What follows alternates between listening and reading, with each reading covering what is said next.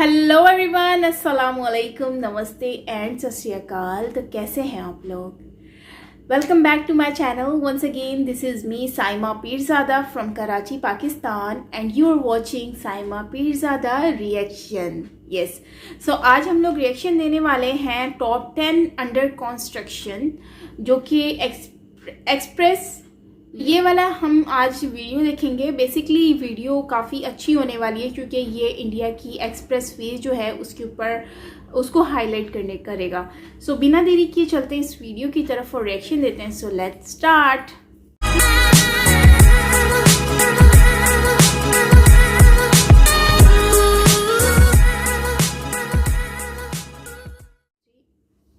Hello friends, मेरा नाम श्रवण सिंह है और स्वागत है आपका मेरे YouTube channel smart city guide में। जैसा कि आपको पता है कि सड़कें किसी भी देश की डेवलपमेंट का प्रतीक होती है।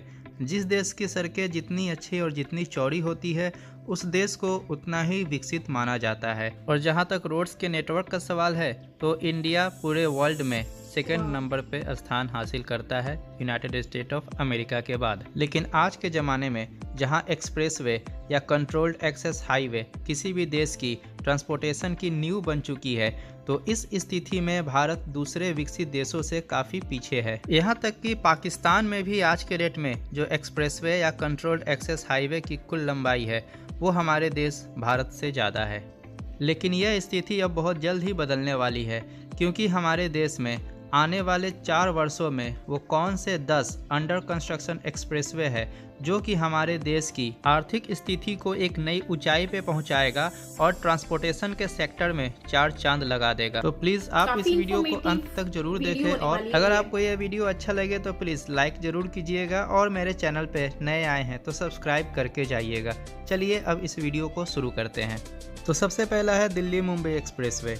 दिल्ली मुंबई एक्सप्रेसवे एक अंडर कंस्ट्रक्शन एक्सप्रेसवे है जिसकी कुल लंबाई 1250 किलोमीटर है। यह महत्वाकांक्षी परियोजना दिल्ली, हरियाणा, राजस्थान, मध्य प्रदेश, गुजरात और महाराष्ट्र से होकर गुजरेगी।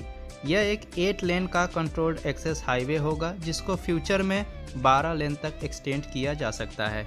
दिल्ली मुंबई एक्सप्रेसवे में इलेक्ट्रिक व्हीकल्स के लिए भी 2 लेन बनाई जाएगी, जिसमें कि इलेक्ट्रिसिटी ओवरहेड वायर के द्वारा प्रोवाइड की जाएगी। इलेक्ट्रिक लेन पे भारी वाहन जैसे कि बस और ट्रक को चलाया जाएगा। इस प्रकार की ट्रक और बसेस हाइब्रिड रहेगी जो कि फ्यूल और इलेक्ट्रिसिटी दोनों से चलेगी। इस एक्सप्रेसवे की लागत लगभग 90,000 करोड़ रुपए है। दिल्ली मुंबई एक्सप्रेसवे बन जाने के बाद दिल्ली से मुंबई तक की दूरी 24 घंटे से घटकर 12 घंटे रह जाएगी। इस प्रकार इस एक्सप्रेसवे से समय और ईंधन दोनों का ही बचाव होगा। इस दिल्ली मुंबई एक्सप्रेसवे का ग्राउंड लेवल पे काम भी शुरू हो चुका है और 26 जनवरी 2023 तक ये एक्सप्रेसवे बनकर तैयार हो जाएगी।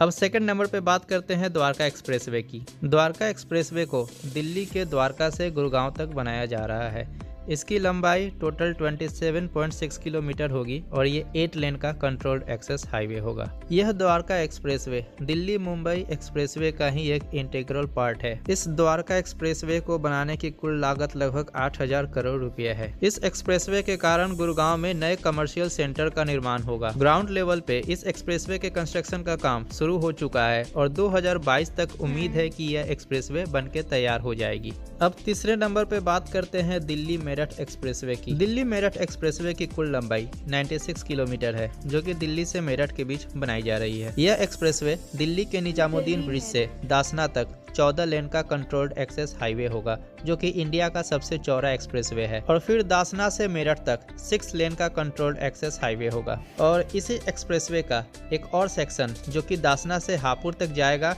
जो 22.2 किलोमीटर लंबा सेक्शन रहेगा, 8 लेन का हाईवे होगा। इस दिल्ली मेरठ एक्सप्रेसवे को टोटल 4 फेज में डेवलप किया जा रहा है, जिसमें फेज 1 एंड फेज 3 का काम पूरी तरीके से कंप्लीट हो चुका है और इसको आम पब्लिक के लिए खोल दिया गया है। और फेज 2 तथा फेज 4 पे भी तेजी से काम चल रहा है और 2020 के अंत तक ये भी पूरा हो जाएगा। इस एक्सप्रेसवे को बनाने की कुल लागत लगभग 10,000 करोड़ इंडियन रुपीस है और इस एक्सप्रेसवे के बन जाने से दिल्ली से मेरठ की दूरी 1 घंटे में पूरी की जा सकेगी, जो कि अभी लगभग 2 घंटे या इससे ज़्यादा का समय लग जाता है ट्रैफिक कंजेशन के हिसाब से। अब चौथे नंबर पे बात करते हैं पूर्वांचल एक्सप्रेसवे की। पूर्वांचल एक्सप्रेसवे का निर्माण उत्तर प्रदेश राज्य में किया जा रहा है और ये उत्तर प्रदेश के बलिया को लखनऊ से जोड़ेगा। इस एक्सप्रेसवे की कुल लंबाई 400 किलोमीटर है और ये 6 लेन का कंट्रोल्ड एक्सेस हाईवे बनाया जा रहा है, जिसको कि फ्यूचर में 8 लेन तक एक्सटेंड किया जा सकता है। इस एक्सप्रेसवे के बन जाने से पूर्वी उत्तर प्रदेश और बिहार का सीधा संपर्क देश की राजधानी दिल्ली से हो जाएगा। इस पूर्वांचल एक्सप्रेसवे को 11,000 करोड़ रुपए में बनाया जा रहा है। इस एक्सप्रेसवे को बनाने के लिए जरूरी भूमि अधिग्रहण का काम पूरा हो चुका है और ग्राउंड लेवल पे इसका डेवलपमेंट भी शुरू हो चुका है और यूपी गवर्नमेंट का टारगेट है कि इसको 14 नवंबर 2020 यानी कि दिवाली के दिन पूरी तरीके से बना के आम पब्लिक के लिए खोल दिया जाए। इस पूर्वांचल एक्सप्रेसवे के बन जाने के बाद पूर्वी उत्तर प्रदेश के विकास के द्वार खुल जाएंगे तथा हमारे देश की राष्ट्रीय राजधानी दिल्ली से आवागमन भी काफी सुलभ हो जाएगा। अब 5वें नंबर पे बात करते हैं मुंबई नागपुर एक्सप्रेसवे के बारे में, जिसको कि महाराष्ट्र समृद्धि महामार्ग के नाम से भी जाना जाता है, जो कि एक ग्रीनफील्ड एक्सप्रेसवे होगा। इस एक्सप्रेसवे की कुल लंबाई 700 किलोमीटर होगी, जो कि महाराष्ट्र की राजनीतिक राजधानी मुंबई को नागपुर से जोड़ेगी। यह एक्सप्रेसवे 8 लेन का कंट्रोल्ड एक्सेस हाईवे होगा और इसको बनाने में टोटल 46,000 करोड़ रुपए का खर्च आएगा। इस एक्सप्रेसवे के बीच में आने वाले 10 जिलों में विकास काफी तेजी से हो पाएगा और 390 गाँव देश की आर्थिक राजधानी मुंबई से सीधे जुड़ पाएंगे। इस मुंबई नागपुर एक्सप्रेसवे का काम ग्राउंड लेवल पे शुरू हो चुका है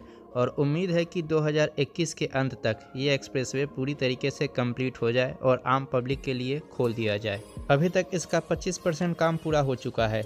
अब आगे 6ठे नंबर पे बात करते हैं गंगा एक्सप्रेसवे के बारे में। गंगा एक्सप्रेसवे को उत्तर प्रदेश में बनाया जा रहा है, जो कि मेरठ को बलिया से कनेक्ट करेगा। इस एक्सप्रेसवे की कुल लंबाई 1020 किलोमीटर होगी और ये 4 लेन का कंट्रोल्ड एक्सेस हाईवे होगा, जिसको कि बाद में 6 लेन तक एक्सटेंड किया जा सकता है। इस एक्सप्रेसवे का निर्माण 3 चरण में होगा और पहले चरण में इसको मेरठ से प्रयागराज के बीच में बनाया जाएगा, जिसकी डिस्टेंस 596 किलोमीटर होगी। दूसरा चरण इसका 110 किलोमीटर लंबा होगा, जो कि टिगरी से उत्तर प्रदेश उत्तराखंड बॉर्डर तक बनेगी और इस एक्सप्रेसवे का तीसरा चरण 314 किलोमीटर लंबा होगा, जो कि प्रयागराज से बलिया तक बनेगा। मेरठ से प्रयागराज के बीच का काम शुरू होने वाला है और इसके लिए उत्तर प्रदेश सरकार ने 2,000 करोड़ रुपए आवंटित किए हैं और इसका काम 2024 तक कंप्लीट हो जाएगा। फेज 1 का काम कंप्लीट होने के बाद फेज 2 एंड फेज 3 का काम कंप्लीट होगा और इस एक्सप्रेसवे का काम पूरी तरीके से कंप्लीट हो जाने के बाद पूर्वी उत्तर प्रदेश को पश्चिमी उत्तर प्रदेश से जोड़ने के लिए 2 एक्सप्रेसवे उपयोग में होंगे।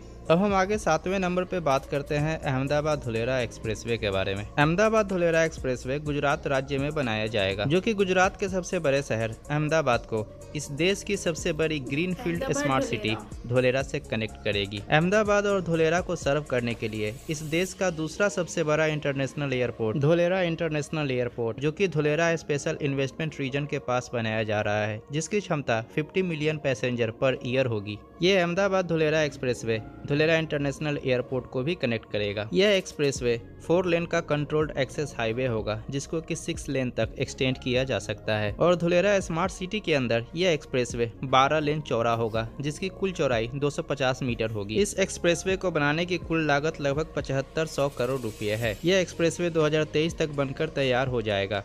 अब हम 8वें नंबर पे बात करते हैं दिल्ली अमृतसर कटरा एक्सप्रेसवे के बारे में। इस एक्सप्रेसवे को दिल्ली से कटरा तक बनाया जाएगा भाया अमृतसर और इसकी कुल लंबाई 575 किलोमीटर होगी और यह एक 6 लेन का कंट्रोल्ड एक्सेस हाईवे होगा और यह एक्सप्रेसवे भारतमाला परियोजना के अंतर्गत बनाया जा रहा है और इसको बनाने की कुल लागत 60,000 करोड़ रुपए है। इस एक्सप्रेसवे के बन जाने से कटरा से दिल्ली की दूरी को 6 घंटे में पूरा किया जा सकता है और अमृतसर से दिल्ली की दूरी को 3 घंटे में पूरा किया जा सकता है। इस एक्सप्रेसवे के निर्माण के साथ ही जम्मू कश्मीर का विकास और तेज रफ्तार से हो पाएगा और माता वैष्णो देवी के दर्शन भी लोग काफी आसानी से कर पाएंगे। पंजाब में भूमि अधिग्रहण का काम भी शुरू हो चुका है। अब 9वें नंबर पे बात करते हैं चेन्नई बेंगलोर एक्सप्रेसवे के बारे में। चेन्नई बेंगलोर एक्सप्रेसवे का निर्माण चेन्नई से बेंगलोर के बीच में किया जाएगा, जिसकी कुल लंबाई 262 किलोमीटर होगी और ये एक 8 लेन का कंट्रोल्ड एक्सेस हाईवे होगा। इस एक्सप्रेसवे के बन जाने के बाद चेन्नई से बेंगलोर तक की दूरी को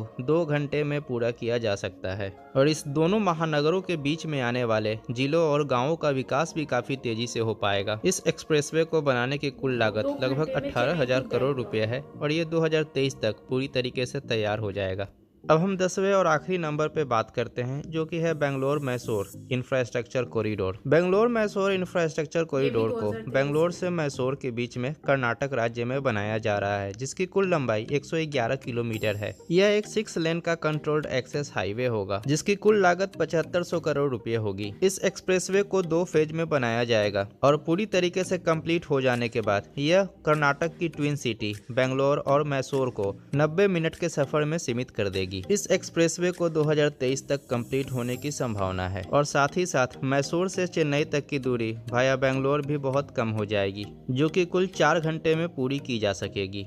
तो ये तो था हमारे देश इंडिया के अंदर अंडर कंस्ट्रक्शन 10 एक्सप्रेसवेज, जिसके पूरी तरीके से कंप्लीट हो जाने के कारण भारत 2024 या इससे पहले दुनिया की $5 ट्रिलियन की इकोनॉमी बन जाएगी और इस देश में ट्रांसपोर्टेशन काफी स्मूथ होगा। तो अगर आपको ये वीडियो अच्छा लगे तो प्लीज लाइक जरूर करें और मेरे चैनल को सब्सक्राइब करना बिल्कुल ना भूले। मिलते हैं आपसे अगली वीडियो में, तब तक के लिए आज्ञा दे। नमस्कार, जय हिंद। 10 एक्सप्रेस वेज जो कि इंडिया में प्रोजेक्ट अपकमिंग प्रोजेक्ट बन रहे हैं। ये ज़्यादातर जो प्रोजेक्ट्स मैंने देखे हैं इंडिया में एक्सप्रेस वे के जो 10 प्रोजेक्ट्स जो इन्होंने इसमें दिखाए इन्होंने, तो सारे ही तकरीबन ज़्यादातर जो हैं ऑलमोस्ट 2023 में कंप्लीट हो जाएंगे। मतलब कि 2-3 साल में कंप्लीट हो जाएंगे। 20 एंड हो रहा है तो 21, 22, 23 मतलब सिर्फ 3 साल के बीच में ये कवर हो जाएंगे, 3 या 2.5 साल के अंदर। सबसे पहली बात तो ये है कि बहुत ही बड़ी इन्वेस्टमेंट है और बहुत ही अच्छा लगा कि मतलब कि इतने बड़े बड़े प्रोजेक्ट्स जो है वो इंडिया में मोदी के जो हुकूमत है उसके बीच में ये सारे काम कंटिन्यू हुए हैं। मतलब कि मोदी जो है बेसिकली बहुत ही अच्छा काम कर रहा है इंडिया में और अपनी पब्लिक को बहुत ही ज़्यादा उनकी प्रॉब्लम्स को देखते हैं, नोट करते हैं और उस पर वर्क करते हैं। मतलब कि इंडिया के लिए ये बहुत ही बड़ा एसेट है, बहुत ही मतलब एक ऐसा कह सकते हैं। बेसिकली इनका जो फर्स्ट नंबर पे इन्होंने दिखाया है ई हाईवे, मतलब इलेक्ट्रॉनिक हाईवे, जो दिल्ली टू मुंबई का जो कॉरिडोर एक्सप्रेस हाईवे जो है वो बेसिकली बहुत ही अच्छा एक प्रोजेक्ट है। उस पर हमने ऑलरेडी एक रिएक्शन दे चुके हैं और अगर आपने वो नहीं देखा तो वो भी देख लीजिएगा, उसका लिंक मैं डिस्क्रिप्शन में दे दूँगी। काफ़ी अच्छा प्रोजेक्ट है, मुझे बहुत अच्छा लगा और काफ़ी ये कि आपका जो 24 घंटे का सफ़र है वो आप 12 घंटे में तय कर सकते हैं। बेसिकली ये जो है 1000 समथिंग किलोमीटर का जो डिस्टेंस है उसको कवर करने में आपको इजी रहेगा। अच्छा, बेसिकली जो है ना ये इलेक्ट्रॉनिक हाईवे जो है इसमें आप मतलब बड़ी ही हैवी गाड़ियाँ जो होती हैं, इलेक्ट्रिक वगैरह जो ट्रांसपोर्टेशंस होती हैं, लाइक कोई चीज़ वगैरह लेकर जाना होता है, इंपोर्ट एक्सपोर्ट का काम है, तो उनके लिए बहुत ही इजी हो जाएगा क्योंकि ट्रक जो होता है नॉर्मली बहुत ही स्लो चल रहे होते हैं। सो इनके लिए ये बहुत ही बेनिफिट होगा। और एक धुलेरा सिटी का प्रोजेक्ट बना रहे हैं क्योंकि धुलेरा सिटी एक स्मार्ट सिटी भी होने वाली है। उसका जो एक इन्होंने बनाया है कि वहाँ पर भी एक्सप्रेस वे हाईवे बनेगा, तो वो भी बहुत अच्छा प्रोजेक्ट है और एयरपोर्ट भी बन रहा है वहाँ पर। मतलब ओवरऑल इसके जितने भी प्रोजेक्ट्स हैं वो सारे एक्सप्रेस वे के बहुत ही अच्छे हैं और ज़्यादातर जो मैंने प्रोजेक्ट्स देखे हैं ना वो ज़्यादातर दिल्ली से ही कनेक्ट हो रहे हैं।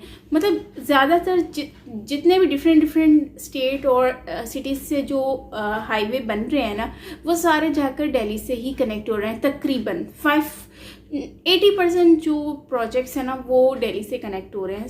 ऐसा क्यों? मतलब कि दिल्ली में सबसे ज़्यादा काम होता है क्योंकि वैसे तो राजनीति शहर जो है वो दिल्ली है इंडिया का, लेकिन मतलब कि 80% जो एक्सप्रेस वे हैं वो सारे कनेक्ट होते हैं दिल्ली से। इसका क्या लॉजिक है ये आपने मुझे कमेंट बॉक्स में बताना है। मुझे तो ओवरऑल ये वीडियो काफ़ी अच्छी लगी, काफ़ी इन्फॉर्मेटिव थी और इन्होंने बहुत अच्छे से बताया है, इन्फॉर्मेशन शेयर की है और काफ़ी अच्छा प्रोजेक्ट है। और इंडिया कह रहे हैं कि इंडिया अभी थोड़ा सा एक्सप्रेस वे की वजह से थोड़ा पीछे है, लेकिन मुझे उम्मीद है कि ये जो प्रोजेक्ट कंप्लीट हो जाएगा ना तो उसके बाद जो है वो इंडिया काफ़ी आगे आ जाएगा लिस्ट में। मुझे बहुत ही खुशी है इस बात की और अच्छा है कि इंडिया जितनी एफर्ट कर रहा है उसका इंडिया को जो है वो काफ़ी आगे जाके फ़ायदा होने वाला है क्योंकि बहुत ही ज़्यादा बजट में ये काम हो रहा है, काफ़ी ज़्यादा इस पर पैसा जो है वो लगाया जा रहा है। वीडियो आई होप आपको अच्छी लगी होगी, मुझे बहुत अच्छी लगी। सो मिलते हैं नेक्स्ट वीडियो के साथ। अपना बहुत सारा ख्याल रखिएगा। अगर आपके पास कोई सजेशन हो तो आप मुझे कमेंट बॉक्स में बता सकते हैं। चैनल सब्सक्राइब नहीं किया तो वो भी कर लीजिएगा। सो मिलते हैं नेक्स्ट वीडियो के साथ। अपना बहुत सारा ख्याल रखिएगा। मैं हूँ Saima Pirzada from Karachi, Pakistan. Bye bye.